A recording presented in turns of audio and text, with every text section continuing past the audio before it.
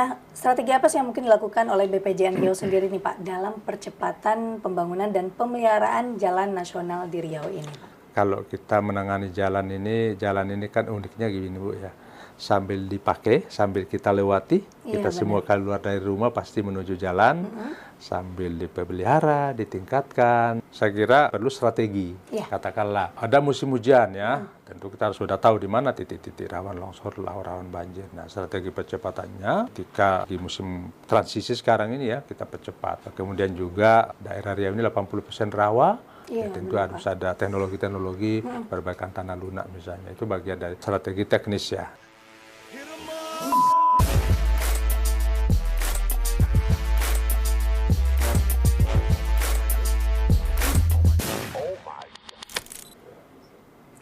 Assalamualaikum warahmatullahi wabarakatuh. Salam. Halo Sobat Diskominfotik Provinsi Riau sekalian, apa kabar? Semoga selalu sehat ya dimanapun Sobat berada. Nah, kembali lagi di podcast Diskominfotik Provinsi Riau bersama saya Yolanda Mardayahya. Nah, episode kali ini spesial nih. Tema kita kali ini adalah BPJN dalam meningkatkan konektivitas wilayah di Riau. Dan pastinya sudah datang narasumber spesial di samping Yolan, yaitu Bapak Dr. Insinyur Yohanes Tula Toding Rara MT. Beliau selaku Kepala Balai Pelaksanaan Jalan Nasional atau BPJN Riau, Kementerian Pekerjaan Umum. Apa kabar Bapak? Alhamdulillah, puji Tuhan sehat. Sehat ya Pak ya? Amin. Amin, walaupun di tengah kesibukan mungkin sekarang ya Pak ya? Tugas kita. Baik. Nah, tema kita kali ini kan Pak, BPJN dalam meningkatkan konektivitas wilayah di Riau. Nah, mungkin di awal nih Pak, selama ini masyarakat lebih mengetahui nih bahwa jalan-jalan yang dilalui ini merupakan wewenang dari Dinas PU Provinsi maupun Dinas PU Kabupaten atau Kota ya Pak ya. Ternyata di Riau ada Balai Pelaksanaan Jalan Nasional atau BPJN. Nah, mungkin bisa dijelaskan sedikit nggak sih Pak tupoksi dan fungsinya mungkin BPJN Riau ini seperti apa sih Pak? Baik, makasih Bu Yola, pemirsa. Assalamualaikum warahmatullahi wabarakatuh. Salam sehat buat kita semua, salam sejahtera. Senang sekali bisa diundang di kesempatan ini dan izinkan kami selaku Kepala Balai Pelaksanaan Jalan Nasional Riau yang mana di seluruh negeri kita ini dari Sabang sampai Merauke terdapat jalan yang dibagi sesuai dengan kewenangan tugas kami. Ada jalan nasional, ada jalan provinsi, kabupaten kota, ada jalan lokal. Ada pula jalan khusus. Nah, ini penting juga memang bagi masyarakat kita. Tentu negeri kita ini kan dihubungkan dengan jalan ya.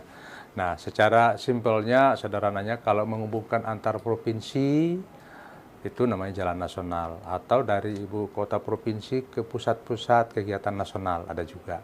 Ilustrasi sederhananya, kalau jalan nasional itu misalnya jalur lintas timur dari Jambi, Pekanbaru, Sumatera Utara dan seterusnya. Ada pula jalan penghubung antar provinsi dari Pekanbaru ke Padang melalui Kampar, ada juga dari Pekanbaru ke Sumbar melalui Taluk misalnya. Kemudian ada jalan ke arah pesisir Selat Malaka, misalnya ke Tembilahan, ke Siak, ke Dumai, Bagan Siapi-Api. Seperti itu gambarannya. Jadi sekadar informasi, kami ditugaskan di Riau ini untuk penyelenggaraan, istilahnya penyelenggaraan. Jadi penyelenggaraan itu menyangkut semuanya. Dari perencanaan, program, operasional, pemeliharaan, termasuk peningkatan dan pembangunan. Kira-kira itu kilasannya ya. Jadi kami tentu tetap berkoordinasi ya dengan kemudian jalan provinsi statusnya tentu yang menghubungkan provinsi dengan kabupaten. Kemudian tentu di bawah ada jalan kabupaten kota. Jadi kita berbagi tugas dan secara peta clear ya kira-kira itu. Tapi kami tetap sinergi dalam hal teknisnya, norma standar pedoman. Kebetulan kami ditugaskan untuk sharing dengan teman-teman ya baik di Dinas PU Provinsi, Kabupaten Kota. Kira-kira itu Bu gambarannya. BPJN ini menangani perencanaan, pengawasan dan evaluasi ya Pak ya. Nah, itu pembangunan jalan nasional aja atau gimana Pak? Ya, jadi tadi saya tambahkan bahwa terkait dengan prasarana ini ada jalan dan jembatan.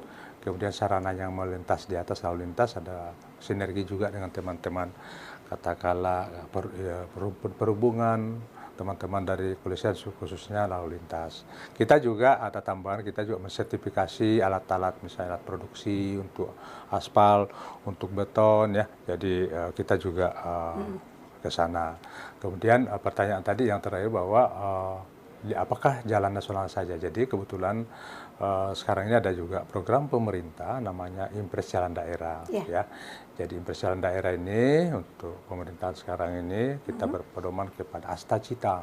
Nah di situ sebagian tugas kita yang kami tugaskan di daerah adalah bagaimana ketahanan-ketahanan yang ditetapkan, ketahanan energi, ketahanan pangan, ketahanan air itu terkoneksi. Ya selama ini kan konektivitas sudah jelas. Nah konkretnya selanjutnya kami juga diberikan tugas untuk berkoordinasi dengan daerah berdasarkan usulan pemerintah provinsi, kabupaten, kota. Ada jalan-jalan non nasional yang kami juga bagian dari yang menyelenggarakannya. Tentu berdasarkan usulan, kemudian dibahas di pusat bersama, kemudian tentu dalam hal desainnya oleh teman-teman daerah, kami tinggal bagaimana kita diskusi lagi apakah ada penyesuaian-penyesuaian. Jadi sekarang ada Impres Jalan Daerah yang kami tangani di luar jalan nasional, namun setelah dilaksanakan, dibangun atau ditingkatkan, kita serahkan kembali. Kalau itu jalan provinsi, serahkan kembali kepada Bapak Gubernur dan kepada Bapak Bupati Wali Kota kalau itu jalan kabupaten maupun kota setelah dilaksanakan. Nah, jadi tentu ada kriterianya tadi, ada fungsinya seperti paling tidak masalah konektivitas dan menghubungkan pusat-pusat produksi tadi, termasuk perlintasan untuk katakanlah kalau pangan, pemasarannya kemana, pengangkutannya kemana. Jadi ada konektivitasnya, ada ketahanan pangan, energi, dan air. Kira-kira itu. Ya. Nah, menurut Pak Yohanes sendiri nih Pak, bagaimana sih peran pembangunan jalan nasional ini dalam mendorong pertumbuhan ekonomi di Provinsi Riau? Nah, kita tahu juga nih Pak, bahwa terkadang ada juga masyarakat yang berpikiran ini akan mematikan ekonomi yang jalan lintas biasa gitu ya Pak ya. Ada tol ini membuat kami yang jalan lintas biasa, misalnya yang UMKM jadi kurang pendapatan dan segala macam gitu. Sementara di sisi lain ada juga mungkin yang terbantu dengan adanya tol ini gitu Pak. Iya, baik. Jadi jalan nasional ini ada dua, jalan nasional non tol dan jalan nasional tol. Ya. Kalau pembangunannya oleh katakanlah teman-teman dari investasi, misalnya dari BUMN maupun kota lainnya. Nah, kemudian integrasi antara jalan nasional, jalan provinsi, kabupaten, kota maupun tol, tentu kita udah plot di peta. Misalnya di sini kan ada pesisir ya, misalnya itu terkait dengan pelabuhan, ada pelabuhan laut ya, tentu ada juga pelabuhan perintis ya, itu kita konekkan ya, konektivitas itulah di situ. Jadi misalnya kalau misalnya kita dari Jalan Lintas Timur dari Jambi ke Pekanbaru ke ini kan ke sisi kanan kita kan ke arah Selat Malaka. Iya benar. Tentu di sepanjang koridor jalan itu ada pusat-pusat kegiatan, baik itu pertanian, baik oleh masyarakat maupun oleh usaha-usaha itu juga saling terkoneksi. Nah, tentu juga ada moda angkutan di sini. Iya. Angkutan darat, tentu ada jalan tol, jalan nasional, jalan provinsi, kabupaten, kota. Ada moda angkutan sungai. Sungai. Ya, ada 4 sungai di sini ya Bu ya. Mulai Sungai Indragiri, Sungai Kampar kiri dan kanan, Sungai Siak, Sungai Rokan. Jadi kita mengintegrasikan moda angkutan air, ada sungai, ada laut. Angkutan darat tentu jalan, tentu moda angkutan udara. Ada beberapa bandara, tentu bandara-bandara besar yang di Pekanbaru dan bandara-bandara kecil lainnya. Jadi itu semua harus terkoneksi. Kira-kira itu Bu. Jadi tentu sangat mendukung baik UMKM ya, usaha-usaha masyarakat kecil, menengah, itu juga kita tentu. Makanya Impres Jalan Daerah termasuk untuk mengakomodir. Ya. Jalan daerah kan berarti di luar jalan arteri tadi. Iya, benar. Dan tentu masyarakat kita banyak ada usaha-usaha di sana, baik itu pertanian, perkebunan dan usaha lainnya. Jadi menurut kami itu ya justru itu tugas kami bagaimana memetakan itu dan kita membangunnya dari mana dan kemana, termasuk mulai dari hulu ke hilir ya. Dari hulunya itu pengerjaan lahannya, tentu hilirnya nanti kan untuk dikonsumsi, untuk dijual, bahkan mungkin bisa dijual ke luar daerah seperti itu. Iya. Berarti intinya meningkatkan ekonomi juga ya Pak ya setelah jalan-jalan ini dibuat gitu ya. Tentunya maaf saya tambahkan bahwa ketika kondisi jalan kita mungkin awalnya masih jalan tanah, tentu waktu angkutnya, biaya angkutnya akan lebih mahal. Nah, dengan peningkatan jalan kan waktu tempuhnya lebih cepat ya. Misalnya mungkin semula 2 jam jadi 1 jam ya. Tentu produk masyarakat misalnya sayur ya, kan makin lama di jalan rusak ya. Nah, kita dengan memperbaiki jalan harapan cepat sampai, biaya angkutnya juga murah. Nah, itulah yang kita selalu petakan. Mungkin itu, Bu. Mungkin dari BPJN sini Pak, apakah ada kendala-kendala nih mungkin selama Bapak bertugas, selama Bapak menjabat sebagai Kepala Balai sendiri Pak? Mungkin dari masyarakat mungkin yang memberikan masukan ataupun pendapat gitu Pak? Saya kira namanya bertugas atau berkarya memang bagian tantangan itu tantangan ya, kita ya? Jadikan semangat ya. Jadi tinggal bagaimana kita menjelaskan kepada masyarakat kita. Tentu masyarakat kita kan punya pola pikir yang beragam dan itu sangat manusiawi.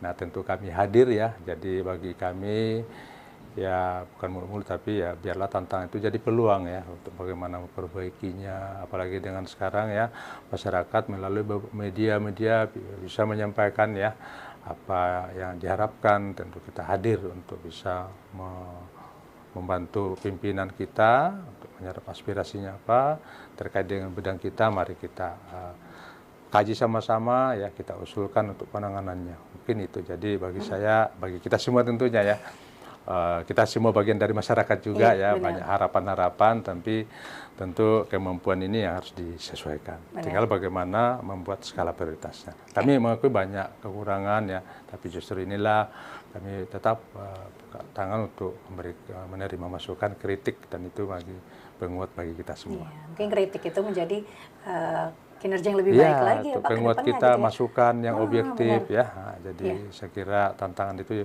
jadi peluang buat kita. Benar. Nah, untuk saat ini Pak, adakah perencanaan atau pembangunan jalan nasional yang mungkin sedang berlangsung saat ini di Provinsi Riau dan berjalan baik apa tidak Pak?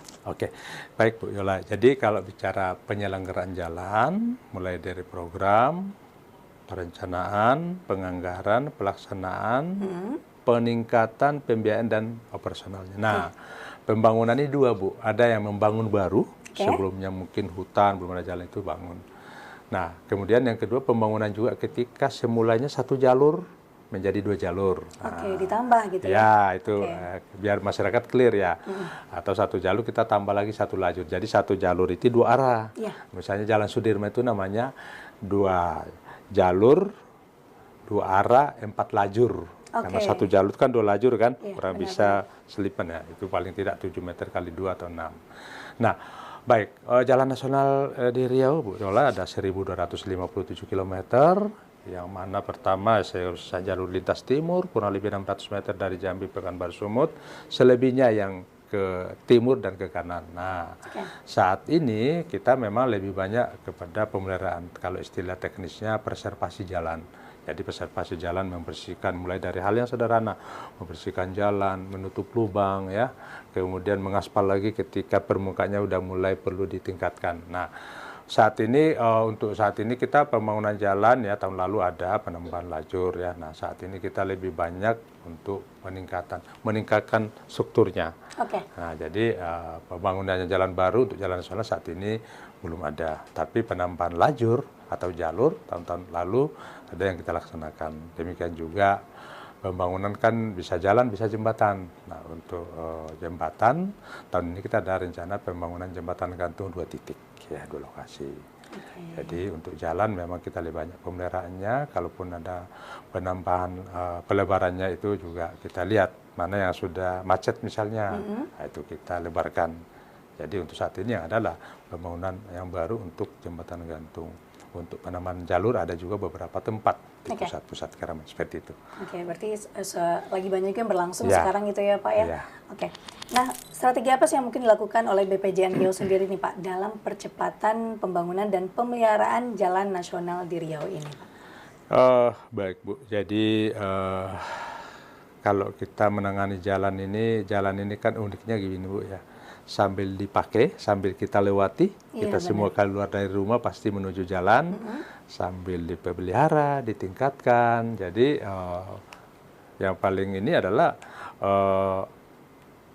saya kira perlu strategi. Katakanlah ada musim hujan ya, tentu kita harus, sudah tahu di mana titik-titik rawan longsor, rawan banjir. Nah, strategi percepatannya ketika lagi musim transisi sekarang ini ya, kita percepat.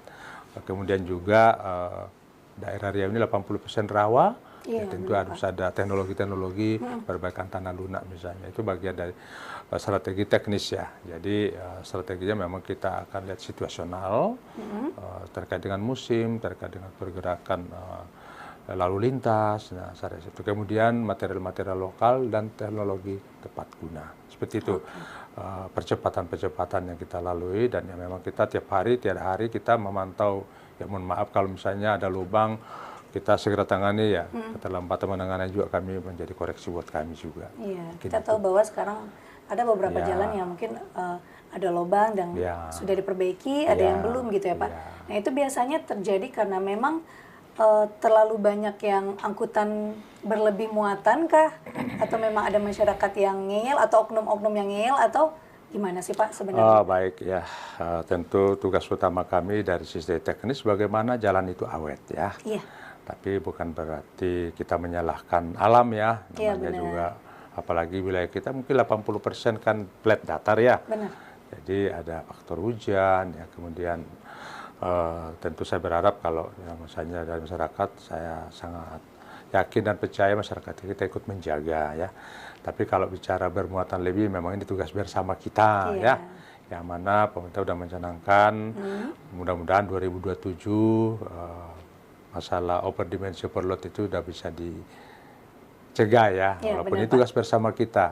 Saat ini lagi sosialisasinya. Tentu melibatkan semua, baik pemerintah, badan usaha. Kalau misalnya di jalan kan ada yang punya barang, ada yang punya usaha lalu transporter.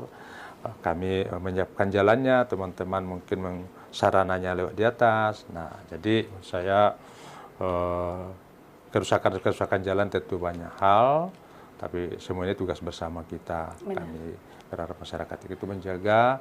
Kami juga bersyukur ya, sering masyarakat melalui media menyampaikan, oh ada jalan rusak di sana. Itu kita juga berterima kasih. Jadi saya rasa apapun penyebabnya ya tugas kita bersama untuk berkolaborasi ya, termasuk masyarakat kita. Ya, butuh masyarakat juga yang mengingatkan gitu ya Pak ya. Harus ada rasa memiliki. Memiliki ya benar. Jadi kita nggak sembarangan kayak kalau berlebihan muatan itu akan merugikan masyarakat lainnya juga gitu ya Pak ya. Tinggal bagaimana saya tambahkan memang harus kita menyadari bersama. Katakanlah minum aqua misalnya. Aqua ini kan mungkin seperti 3 liter, itu pabriknya di mana? Tentu ada biaya angkut di sana ya. Jadi bagi saya secara tidak langsung harus mengajak kita juga disiplin. Saya sendiri biasa kalau ada cara dikasih aqua, minum setengahnya kan biaya angkut tuh, ya kan? Tapi ini ilustrasi sederhana ya. Jadi sesungguhnya bukan berarti kemudian harga naik itu memang ini, tapi tentu ada. Nah, inilah mungkin menjadi tugas bersama, termasuk kami juga ya, bagaimana ilustrasi sederhana itu ya, bahwa memang tapi bukan berarti kalau begitu naik harga, tidak juga ya, tentu tidak boleh ada yang dirugikan juga. Usaha yang punya barang, usaha angkutan, sementara di lapangan kan kita berhadapan dengan teman-teman kita, saudara-saudara kita, sopir ya kan, nah, tentu kan tidak tepat juga kalau ini. Nah, inilah perlu pemikiran bersama, bagaimana solusinya. Solusinya gitu ya. Nah, mengingat nih Pak, sedang terjadi efisiensi ya Pak ya, sekarang besar-besaran gitu ya. Mungkin semua pihak juga terkena gitu ya. Dan juga rasionalisasi anggaran. Nah, sejauh mana sih ketersediaan anggaran nih Pak mempengaruhi percepatan pembangunan, pemeliharaan, atau perbaikan jalan nasional di Riau ini Pak? Baik, tentu efisiensi adalah hal yang memang bagian dari dinamika ya. Iya benar. Bangsa kita. Jadi untuk jalan sendiri memang ya tentu kalau bilang pengaruhnya ada. Tapi kan bicara jalan, keamanan dan kenyamanan. Iya benar. Keamanan itu memang harus, nyaman juga ya, saya harus nyaman. Jadi keamanan itu bagaimana supaya tidak terjadi kecelakaan. Rasa nyaman ini kan bagaimana supaya saya dari Pekanbaru sampai di Dumai misalnya jalan nasional ya paling tidak saya bisa tidur. Gitu. Tapi kalau udah goyang-goyang itu kan berarti kurang nyaman ya. Benar, jadi kalau terjadi efisiensi seperti kami juga tentu bagian yang melihat seperti itu ya kita rubah. Kalau semula kita mau overlay jalan atau kita tingkatkan sekian kilo supaya nyaman, nah, tapi karena ada efisiensi keuangan negara kita lagi berkurang misalnya atau faktor lainnya, tentu ada strateginya. Di kita ada namanya penanganan antara. Jadi yang paling prioritas adalah bagaimana jalan rusak berlubang, bangunan pelengkapnya itu kita clearkan. Nah, kalau masih ada lebihnya kita yang masih kurang nyaman tadi ya, yang pengen tidur ya itu kita aspal. Nah, ada juga pencegahan misalnya bagaimana supaya jalan ini tahun depan jangan rusak. Kita mulai tangani sekarang. Tapi karena ada efisiensi kita delay dulu. Jadi ada namanya penanganan antara gitu ya. Jadi seperti itu. Jadi kita merubah skala prioritas. Karena paling utama adalah faktor keamanan, kenyamanan, kelancaran. Nah itu kan ada urutan-urutan. Jadi kita petakan di situ. Jadi merevisi program rencana-rencana itu sangat erat kaitannya dengan keadaan keuangan negara kita. Oke, disesuaikan ya Pak. Tapi tidak menghilangkan dari segi keamanan, kenyamanan itu yang paling utama. Kalau biasa gitu kurang nyaman karena mungkin ada goyang-goyang bergelombang tapi tidak berlubang, ya itu apa boleh buat misalnya ya. Jadi tapi kan kualitatif ya penilaian masyarakat. Bukan berarti jalan boleh tidak nyaman, tapi kan bagaimana kita merasakannya gitu ya. Ya penting fungsional. Orang bisa dari sini ke sini. Tugas kita bagaimana supaya lebih cepat sampai dan selamat dan aman gitu ya. Nah, selamat sampai tujuan ya. Amin, amin. Nah, kita tahu bahwa sekarang ini sistem digitalisasi gitu ya Pak ya. Adakah mungkin sistem monitoring kondisi di jalan nasional sendiri Pak berbasis digital dan layanan pengaduan jalan nasional mungkin yang rusak? Gitu. Baik, jadi sekarang dunia media sosial kita juga ada aplikasi namanya Jaki. Jaki ini singkatan dari jalan kita. Tinggal dibuka jalan kita keluar tuh. Bagaimana melapor. Jadi kami juga berterima kasih setiap hari ya, setiap ada laporan dari masyarakat kita di Jaki itu bisa lengkap dengan koordinatnya. Jadi ini bagian pembelajaran juga. Jadi ada program itu tinggal dibuka, jalan kita akan muncul di situ ya. Mungkin sedikit. Jaki ya Pak ya? Jaki, singkatan dari jalan kita. Jadi masyarakat bisa melaporkan, apalagi sekarang dunia TikTok ya, IG ya itu secepat itu ya. Sosial media sekarang Pak ya. Jaki itu ya langsung aja di-download di Play Store ya. Jadi pengaduan jalan rusak atau apapun di jalan bisa ke aplikasi jalan kita 2.0 ya. Jadi memang kalau pengantarnya bahwa kita melalui jalan kita, masyarakat tidak hanya menjadi pengguna jalan, tetapi juga dapat berperan aktif menyampaikan informasi kerusakan secara tepat, akurat, real time, disertai lokasi serta dokumentasi lapangan, tinggal difoto, dikirim. Apalagi kalau musim hujan ya, ada kayu tumbang, longsor ya, kami banyak sekali terbantu ya melalui teman-teman masyarakat melalui ini, melalui sopir-sopir juga. Ya. Jadi ada aplikasi namanya Jalan Kita 2.0. Tinggal dibuka di Play Store ya. Berarti di sini Sobat Diskominfotik mungkin bisa langsung download aja ya. Bisa. Jaki ya Pak ya. Nanti kalau ada keluhan-keluhan di perjalanan bisa langsung ketik di sana, terus upload fotonya gitu ya Pak ya. Fotonya. Nanti ditindaklanjuti gitu ya. Teman-teman di lapangan langsung bergerak cepat. Nah, untuk jangka pendek ini mungkin Pak, apa ada target BPJN Riau sendiri Pak terhadap penyelesaian pembangunan dan juga perbaikan jalan nasional mungkin yang ada di Riau sendiri? Jadi kita ada istilah target kita itu namanya kemantapan jalan Bu ya. Jadi kita ada dengan target-target kemantapan ya. Jadi untuk saat ini kondisi kemantapan jalan kita ya untuk semester saat ini 2025 semester 2-nya kita kemarin 92,86%. Nah memang ada target-target yang kita harus capai. Memang targetnya kita secara nasional itu 2029 98% mantap. Nah apa itu kemantapan? Jadi ada secara sederhananya ada istilah rusak berat, rusak ringan itu masih dianggap mantap. Rusak baik, sedang itu mantap. Rusak ringan dengan rusak berat itu tidak mantap. Jadi kita persentasenya. Jadi target kita mudah-mudahan tahun ini bisa kita mencapai paling tidak ya 98% mantap akhir tahun. Namun memang karena terkendala tadi ya, misalnya ada efisiensi, ya, target itu kita revisi lagi.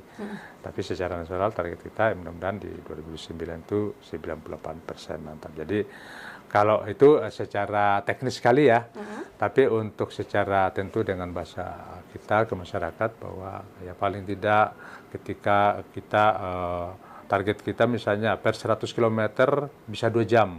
Ada juga target kita seperti itu. Tentu walaupun jalan rusak tapi macet, ya mungkin 2 jamnya tidak bisa tercapai. Mungkin di luar kota bisa. Atau jalannya mungkin masih sempit ya.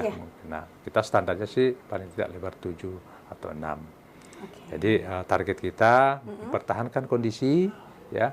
Kemudian insya Allah bisa kemantapannya bertambah. Kemudian ada tambahan-tambahan mungkin pelebaran. Jadi target kita ya intinya bagaimana kemantapan ini meningkat setiap tahun. Begitu, ya. Baik. Nah, tadi kita sudah membahas juga Pak mengenai daerah kita ini yang rawan banjir dan juga gambut ya Pak ya, rawa dan lain-lain. Apa sih tantangan pembangunan jalan di daerah rawan banjir dan gambut ini Pak? Mungkin serta upaya apa dalam menjaga kualitas jalan nasional ini agar tahan lama? Baik. Pertama, saya lama di timur ya. Kalau di timur memang tantangan kita topografinya bergunung, berbukit, ya, longsor. Nah, kita di wilayah barat ini sebagian besar, ya, apalagi lintas timur ini sebagian datar ya. Kemudian di sisi barat itu ada Bukit Barisan. Nah, secara alamiahnya kan kalau kita amati tentu banyak biasa dari pegunungan mengalir ke sisi timur melalui 4 sungai besar tadi. Ya kemudian ya mungkin di atas 80% Riau memang datar ya. Tantangannya memang adanya tanah berproblematik ya kalau istilah teknis, atau mungkin sederhananya orang bilang rawa. Ada juga rawa gambut yang tanah kerasnya dalam itu ya. Jadi tantangannya tentu badan jalan kita ya yang mungkin terdampak dengan genangan air itu menjadi lunak ya. Benar. Jadi teknologi kita sekarang ini kita lagi melaksanakan itu namanya peningkatan ketahanan badan jalan dengan mortar busa. Nah, mortar ini konstruksi ringan yang diharapkan kalau diletakkan di atas ini tidak seperti, nah itu kita dalam. Nah, itu juga. Kemudian teman-teman di kepulauan ya, di Meranti kami melihat juga, walaupun ini bukannya nasional tapi tetap kami juga diskusi pemanfaatan material batang sagu, namanya uyung. Nah, itu juga karena di sana lebih banyak rawanya lagi, itu diletakkan seperti tikar ya. Nah, baru kita menimbun di atas. Jadi mau tidak mau inovasi kita tetap harus berjalan. Kita tidak boleh berhenti pada permasalahan ya, tapi berhentilah pada solusi. Tentu tidak mulu-mulu juga ya. Kami dengan teman-teman asosiasi teknis, teman-teman adik-adik mahasiswa yang praktek di kantor, kita bekali dari sekarang. Jadi memang problemnya ketika seperti Riau ini, ketika musim hujan, banyak genangan-genangan ya, itu tugas kami bagaimana supaya badan jalan ini kuat ya. 2 teknologi tadi kita coba untuk mengatasi masalah itu, seperti itu ya. Intinya pasti kita pengen yang terbaik ya Pak, walaupun di daerah kita nih rawan banjir dan segala macam gitu ya Pak. Tapi tidak boleh berhenti pada benar. itu ya. Nah Pak, banyak masyarakat juga yang ingin mengetahui nih Pak, bagaimana sih proses pembangunan jalan tol yang ada di Provinsi Riau sendiri? Pertama, kalau pembangunan jalan tol tentu oleh teman-teman investasi ya, katakanlah di Riau ini PTHK. Nah, sebelumnya kami perlu menyampaikan progres saat ini yang kita sudah lalui bersama dari Pekanbaru menuju Sumatera Barat melalui Kampar, Bangkinang sudah terbangun kurang lebih 54 kilo. Yang sudah diresmikan Bapak Presiden yang lalu ya, Pak Jokowi pada bulan Mei 2024. Nah, kemudian Pekanbaru ke Dumai sudah terbangun kurang lebih 130 kilo. Jadi di sini di Riau kita sudah terbangun 184 km ya. Nah, lanjutannya tentu yang dari sini ke Sumatera Barat sampai ke perbatasan, kalau trase jalan nasional kurang lebih masih ada jarak sekitar 15 kilo ya, dari arah sana juga. Nah, berikutnya Pekanbaru ke Dumai ya sudah mengurangi waktu tempuh yang biasanya 5-6 jam ya, sekarang boleh kata 2,5 sampai 3 jam paling lama sudah sampai. Nah, pertanyaannya menarik. Nah, bagaimana keberlanjutannya? Nah, tentu ini semua dalam proses perencanaan program, kajian ya. Nanti akan lewat trase yang mana. Tapi satu lagi, maaf lupa tadi. Yang ketiga, lagi berproses pembangunan jalan tol penghubung atau lingkar kota Pekanbaru yang menghubungkan jalan tol Permai ini Pekanbaru Dumai. Nah, menghubungkan jalan tol Permai Pekanbaru Dumai ke jalan tol Pekanbaru ke Kampar menuju Sumatera Barat, itu kurang lebih 30 kilo. Saat ini progres fisiknya kurang lebih sudah 75%. Kemudian memang masih berproses juga paralel pembebasan lahan sekitar 84-85%. Target kita, mohon dukungan doa juga, mudah-mudahan bisa kita gunakan jalan tol ini lagi, kita udah bisa fungsional rencana pertengahan tahun 2027. Pertengahan 2027 ya. Dan sudah terbangun juga kan, kalau Siak ini kan jembatan Siak 1, 2, 3, 4, di hulunya itu sudah dilintasi oleh jalan tol juga yang namanya jembatan Siak 6. Nah, pertanyaannya, nah satu lagi, nah nanti junctionnya segitiga masa itu diarah ke arah dekat sekolah polisi negara ya, yang dari arah Sungai Pinang ke arah bandara, situ junction pertigaan masnya, situ ke Jambi, ke Sumatera Barat, ke Sumatera Utara. Nah itu yang dihubungkan oleh jalan tol lingkar Pekanbaru yang sekarang ini sudah 75%. Nah kemudian bagaimana selanjutnya, tentu teman-teman ya, baik dari mitra kerja lagi membuat kajian program, konsultannya juga terutama untuk menempatkan presisi tentang trasenya. Nah itu lagi berproses ya. Oke, baik. Kita udah membahas banyak ya Pak ya, mengenai konektivitas jalan nasional yang ada di provinsi sendiri, bagaimana jalan tol kita juga gitu ya. Nah mungkin yang terakhir nih Pak, adakah himbauan mungkin yang ingin Bapak sampaikan nih kepada masyarakat terkait pemanfaatan atau penggunaan jalan nasional di Provinsi Riau sendiri? Ya, baik. Terima kasih ya. Pertama tentu kami berterima kasih dulu ya sama seluruh masyarakat stakeholder terkait ya, sudah memberikan kami banyak masukan, diajak diskusi, pemerintah provinsi kabupaten kota yang kami merasa sangat terbantu ya dalam sama-sama bersinergi. Kemudian untuk mencapai kemantapan tadi, ya mohon dukungan doa juga ya, target kita mudah-mudahan di 2026 bisa mencapai paling tidak 94-95% mantap. Himbauan pertama, lanjutkanlah bantuan dukungan ke kami dari masyarakat kita melalui aplikasi Jalan Kita 2.0 tadi, ataupun disampaikan langsung mungkin di telepon atau media sosial. Nah, setiap tahun kami juga mendapat banyak masukan ketika ada posko-posko. Kemudian mari tetap mengedukasi ya keluarga kita bahwa jalan ini adalah tanggung jawab kita bersama, milik kita bersama. Mari kita jaga ya fungsinya. Bagi teman-teman tentu transporter, teman-teman sopir ya, driver ya, tentu berhati-hati dalam berlalu lintas ya. Tentu ada jalan ini, ada bahu jalannya ya, sebisanya kalau boleh jangan terlalu lama parkir di bahu jalan ya.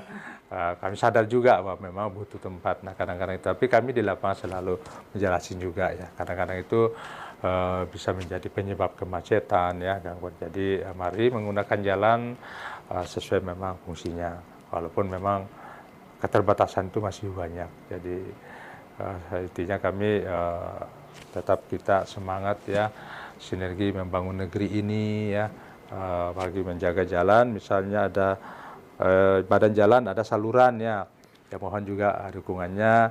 Mungkin masalah kebersihan jalan ini perlu ya, saluran dan segala macam. Ketika mungkin kami belum sampai ke sana ya, mohon dibantu, karena ya musuh jalan utama itu sering orang bilang air, tapi kan tugas kita untuk mengendalikan air harus kita kendalikan baik ya. Jadi kalau saya ya, musuh jalan ya kami sendiri, kita sendiri kalau kita tidak merasa memilikinya ya. Alam ini harus sudah kita jaga. Jadi air kita alihkan baik, jalan kita fungsikan dengan baik, peran masyarakat, bagaimana juga menempatkan mungkin ada bangunan-bangunan usaha-usaha ya, tolong dibuat di ruang milik jalan lah ya gitu ya. Benar. Karena itu bisa memicu jarak pandang terbatas para sopir, terjadi kecelakaan ya. Jadi mungkin hal-hal ini ya sering kita sampaikan, ada bagaimana penggunaan bagian-bagian jalan, termasuk kepada saudara-saudara kita yang mungkin buka usaha-usaha. Memang kita juga meminta semua yang dipasang di jalan, baik untuk utilitas, ya mari kita saling diskusi, usulan ke kami mau ditempatkan di mana, kita dampingi ya, bisa daftar lewat online juga ya, ada usaha mungkin pipa, kabel, dan hal itu pun. Jadi itu satu kesatuan, termasuk di jembatannya. Kita jaga bersama ya, karena risiko tinggi kalau jembatan terusak segala macam, bangunan-bangunan sekitar abutmen itu pondasinya, mari kita jaga sama-sama. Seperti itu secara ini ya, saudaranya. Jadi sekali lagi pada kita semua, kita edukasi anak-anak cucu kita juga gitu ya, mungkin itu. Semoga masyarakat selalu menjaga ya, Pak ya, dan merasa memiliki atas jalan. Jadi jalan kita pun tidak gampang rusak dan lain-lain gitu ya. Dan juga pemerintah selalu bersinergi ya Pak ya untuk memberikan jalur terbaik untuk masyarakat khususnya Provinsi Riau. Sekali lagi kami ucapkan terima kasih pada Bapak Dr. Insinyur Yohanes Tula Todingrara MT selaku Kepala Balai Pelaksanaan Jalan Nasional Riau, Kementerian Pekerjaan Umum. Semoga apa yang beliau sampaikan menjadi ilmu nih Pak dan wawasan baru juga untuk Sobat Diskominfotik Provinsi Riau, dan juga informasi baru mungkin untuk Sobat Diskominfotik Provinsi Riau. Nah, jangan lupa terus saksikan podcast Diskominfotik Provinsi Riau hanya di YouTube channel Diskominfotik Provinsi Riau. Dan jangan lupa juga like, comment, share, dan subscribe YouTube channel Diskominfotik Provinsi Riau sekarang juga ya. Terima kasih, saya Yolanda Mardayahya, pamit undur diri. Sampai jumpa. Wassalamualaikum warahmatullahi wabarakatuh. Terima kasih banyak Bapak. Terima kasih ya.